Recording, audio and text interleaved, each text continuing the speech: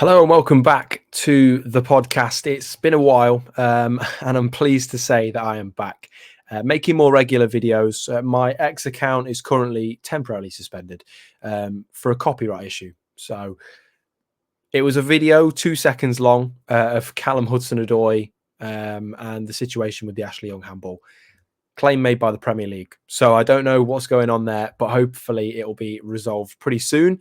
But in the meantime, I'll be doing a little bit more content on here, and that'll be resuming as well for quite some time after that as well. So it's good to be back. And of course, the latest game was Nottingham Forest versus Manchester City in a game which many thought 6-0 is probably going to be the outcome. 2-0 loss against Everton, despite the bad refereeing, was a really poor performance. Really badly played, and just overall didn't have the fight or desire to win that game.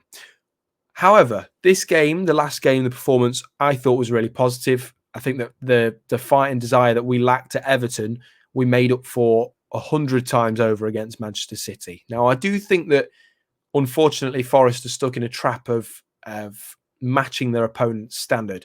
Now, of course, when you play against teams like Manchester City and Liverpool, etc., games where actually Forest have been really productive, there's a lot to be positive about. And I think that that's the most important thing we can talk about here.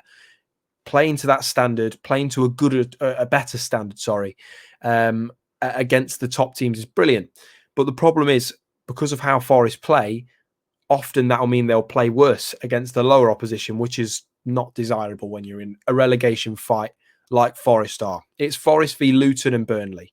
That is what it is now. There's no Everton, there's no Brentford, completely out of the equation. And props to Everton as well, because they've fought their way out and they've been excellent. Because if they didn't beat Forest and let's say the penalties were given or Forest had played better, they've beaten Liverpool, and they've just bounced back fantastically. So credit to them. But Forest have now got to do their bit. And this is always the toughest part, because I think actually a lot of the time results have gone Forest's way, especially with Luton, especially with Burnley, especially with Sheffield United. And you can't help but feel, if Forest had taken those chances, if Forest had been more secure at the back in terms of set pieces, where they conceded 22 goals this season, we could be in a very different place. 50 points dropped since the start of last season from a winning position. So unfortunately, on paper, it doesn't look great in terms of those little mistakes. Those little mistakes have accounted for a lot of problems. They've accumulated, and that's been a real issue for Forest. But I do see promise. I do see positivity. The mentality is very different to last season, because I feel like last season was all or nothing. This season, I don't know whether there is that same. I don't know how to word it, because I do feel there's that same mentality in a way as last season, but it doesn't have that same feel to it. There isn't that same magic. So, of course, I think for the players, and there's a lot of new players as well that have come into the club as well, a different set of players, a new team, it was always going to be a little bit more difficult. And, of course, some of these haven't been in a relegation fight before, and some of them, are still adjusting to time at Forest. So it's a difficult time for them to be in a relegation battle. But, of course, the way they played against Man City infused me. It made me feel good about these next few games. The Sheffield United, Chelsea and Burnley, really tough games. 2 away games, 1 home game. Chelsea, of course, they're a bit up and down, hot and cold, but you've seen what they did to Everton recently. They can do it. They were good against City in the cup final. It's just, semi-final. So you do have to of course, have some sort of nerves, and you have to be prepared for those big games. But at the same time, I feel that the way that Forest played against Man City, and we'll start with defensively, was really impressive. And it started, of course, with the back five. Now, the biggest component for Forest's success within the defence for me comes from Willy Boly. I think he's the best defender that Forest have got. Felipe, of course, when he was fit last season, was without a doubt the best defender, but Boly was close second. And for me, the experience he offers, the height that he offers, the physicality that he offers, the relentlessness that he offers is what Forest really need. And I also feel that in order for Murillo or Niakate, in order to get the best out of those two centre-backs for Forest, is to have them next to a leader. And I do feel that Willy Bolly is that leader, or Felipe when he was fit, as I say, because I think that without them, you don't have that solidity, and you definitely don't have that kind of glue at the back that you do with Willy Bolly. So he's really important for collective standards of raising. Essentially, I think without Willy Bolly, yesterday would have been a completely different outcome. Murillo and Niakate were good. I think that Murillo at times was a little bit, he overcomplicated things. Maybe the odd long ball that just didn't really need to. Just kind of play a simple pass out, rely on your holding midfielders, or at that time, kind of not your holding midfielders, but your midfielders in Danilo and Gibbs White to kind of make a move forward with it, or pass it out wide, because Aina was doing a great job getting forward, and Williams was as well when he was on, and Montiel came on and offered positivity as well. So I thought that if Murillo was a little bit more careful about possession retention in that game, I thought that maybe Forest would have fared a little bit better. But overall, I thought he had a really good game, made some important stops. Unlucky not to score, of course, but he didn't really have his eyes on it, and it kind of came around a bit unexpectedly.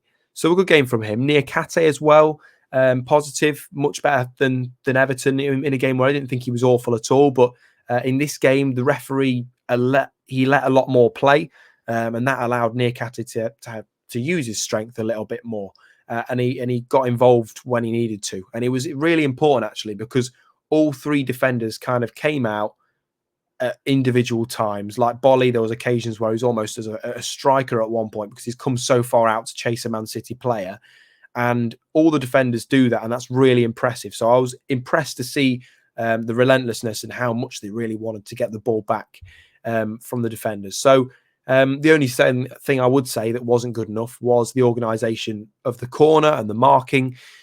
Morgan Gibbs White marking Vardiol.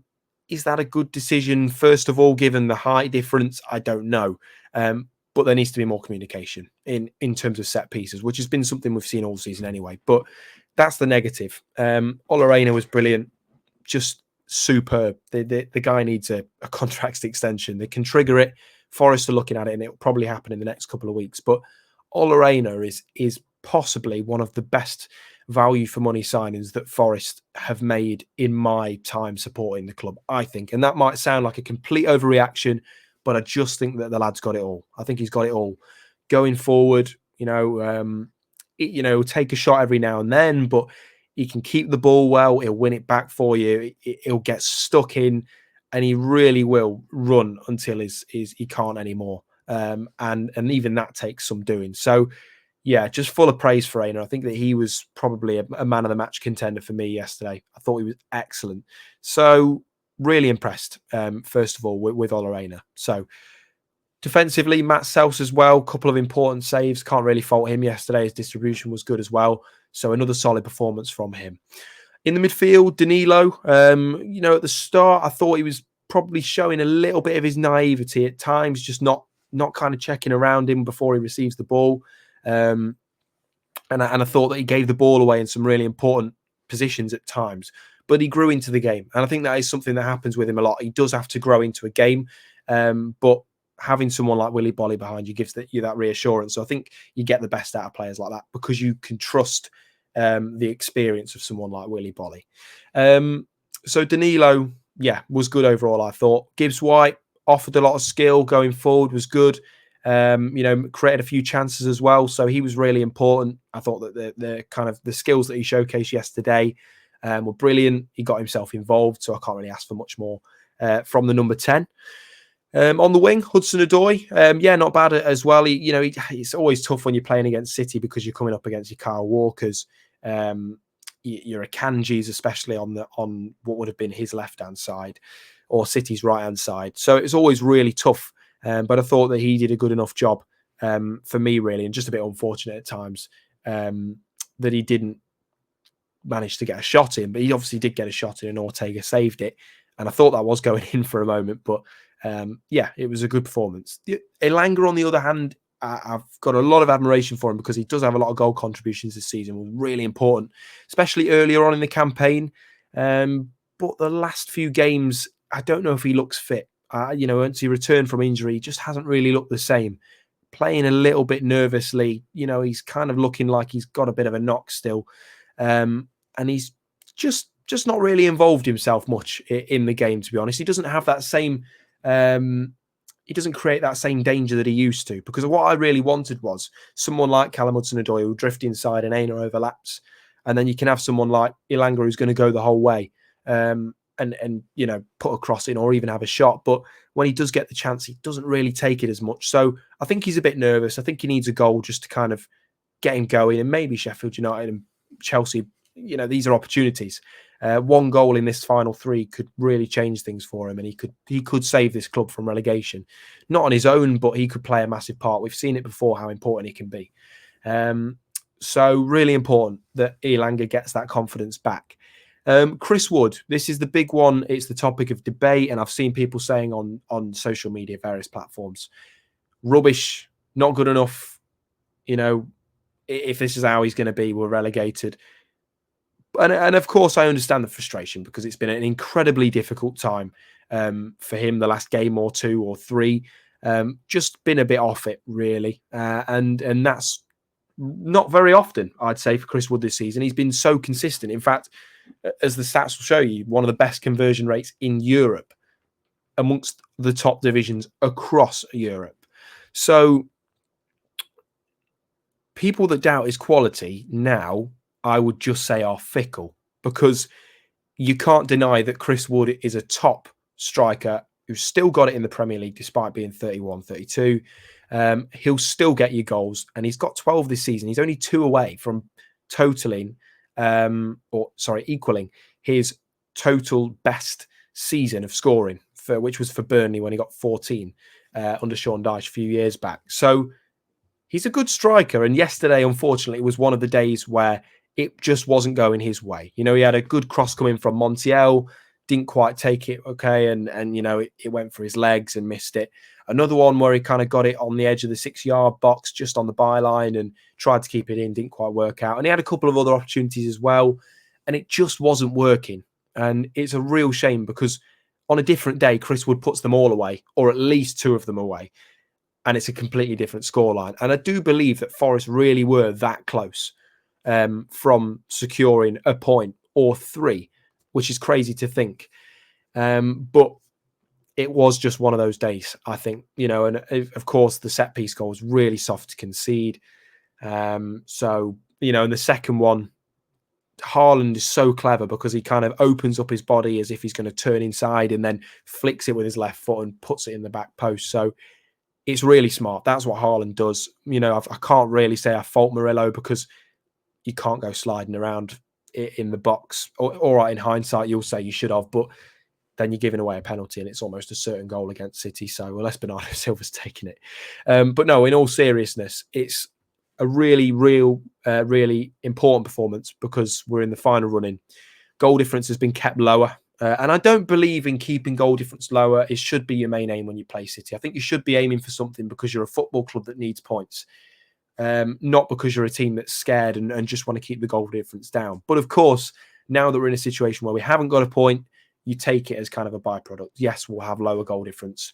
And it means that we're, I think, nine points different from Luton. So it's positive in that aspect. Good performance, soft goal to concede. Second one was pretty standard Haaland, as I say. But overall, I wasn't disappointed with the game. You know, when the players left, Nico unfortunately came off with a hamstring issue, I think. He was limping pretty bad when he left the stadium and got in his car, left with a big medical kit.